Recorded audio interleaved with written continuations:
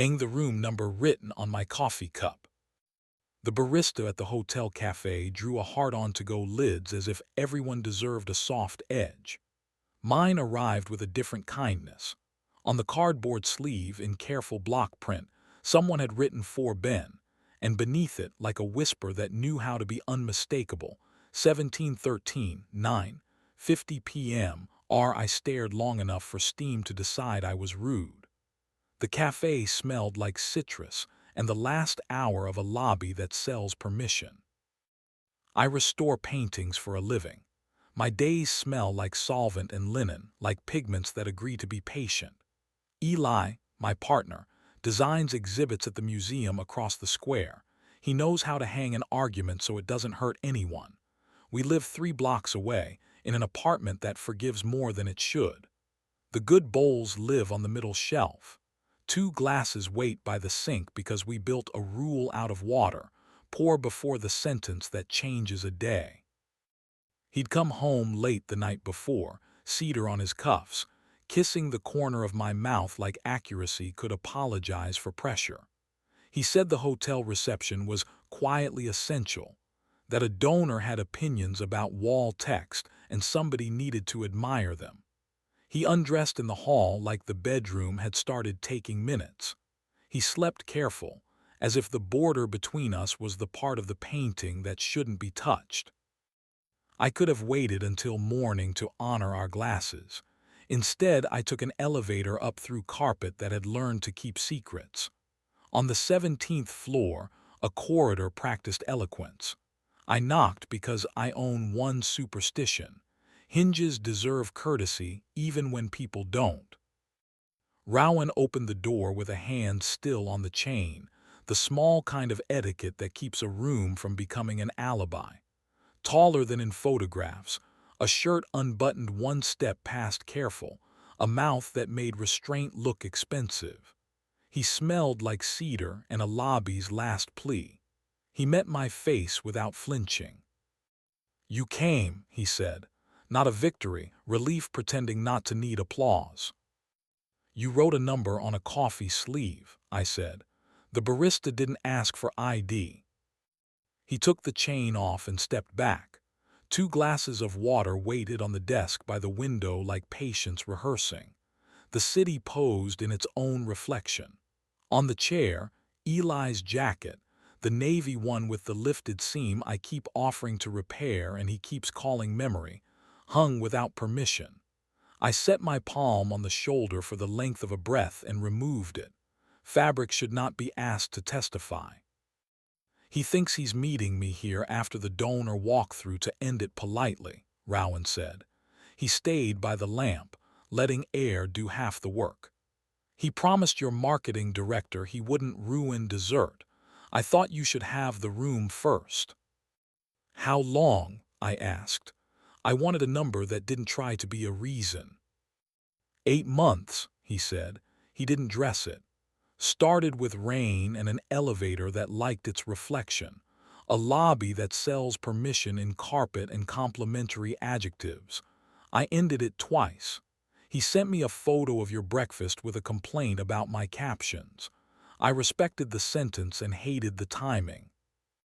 He reached toward my wrist and stopped an inch short. The heat of that inch introduced itself like a name you don't repeat. He didn't touch me. The restraint was indecent in a way I found embarrassingly useful.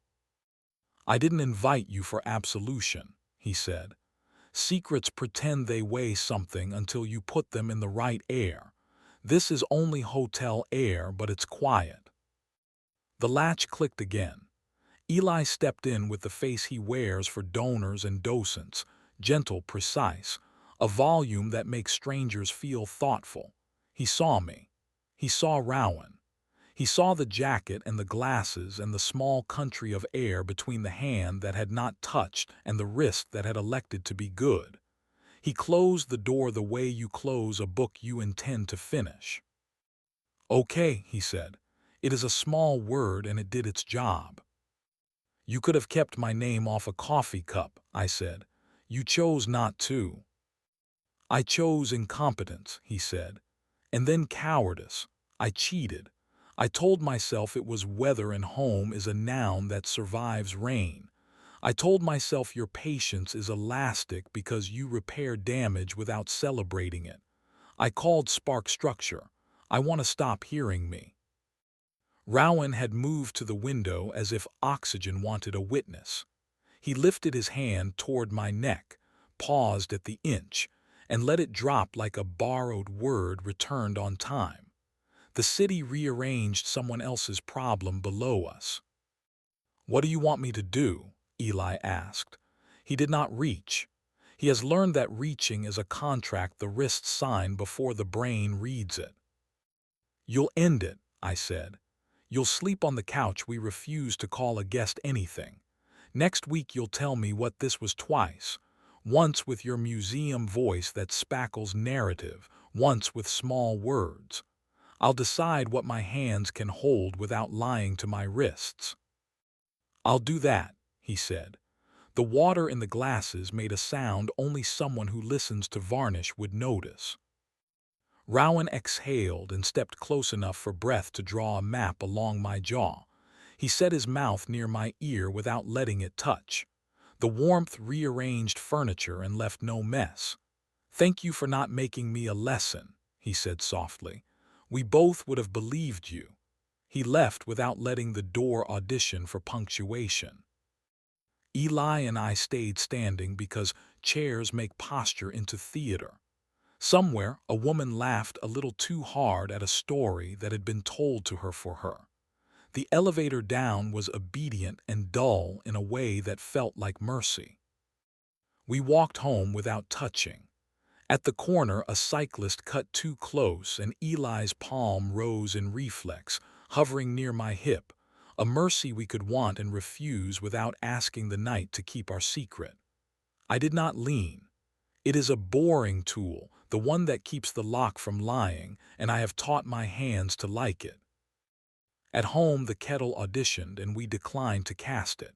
He laid blankets on the couch with the neatness of someone who knows that apology without geometry is a costume. I slept like a device I wasn't ready to test. In the morning, he came back from the lobby that sells permission smelling like nothing, the correct cologne for adults. He told me he had ended it. He told me twice. The museum version helped me make maps. The small words did the work. He said he liked being two men because one of them wasn't tired. He mistook adrenaline for architecture. He can be one person if I let him do the work. Letting is not virtue. It's arithmetic with weather.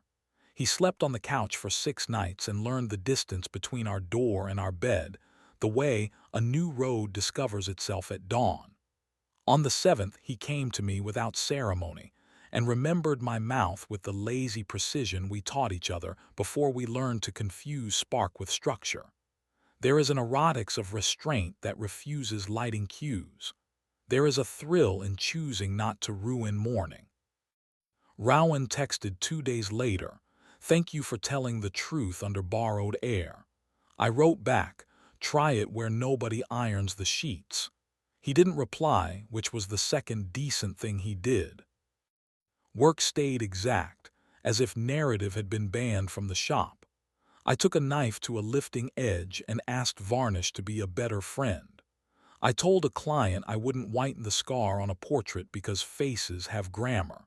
I taught a teenager how to cradle a panel over steam until the fibers sigh.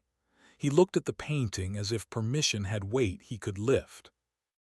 A week later, I saw Rowan outside the hotel arguing gently with a bellman about whether orchids have feelings. He looked smaller. Maybe my anger had stopped needing him to be tall. He said hello without trying to own my afternoon. He didn't smell like cedar. The space between us behaved. He left without auditioning for a moral. Here is the part I won't sell as nobility. I wanted him, not the future, just him. The inch, the heat, the way a hand can be unmistakably a hand without touching. I wanted to make a beautiful mistake I could narrate on the walk home and survive. I didn't. Wanting is a sentence, not a command. Bodies vote. Ethics count. Boredom is mercy that helps you like yourself at noon. Eli and I adjusted the frame. 2 glasses before 3 sentences. Less reach, better touch. We stopped letting the kettle set tone. At openings, we stand near doors not because we plan to leave, but because rooms breathe better when exits aren't theirs. He keeps his phone face down like a man who has decided attention is design, not alibi. I put the coffee sleeve in a drawer with a broken brush and a list of small things I've decided not to fix yet.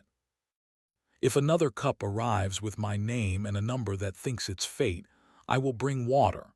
I will stand where the exit is obvious and refuse to call that cowardice. If a hand rises toward my throat, I will let the inch exist and answer in a tense I can carry past breakfast. I will keep choosing verbs that keep us possible. End, stay, tell, work, touch, wait.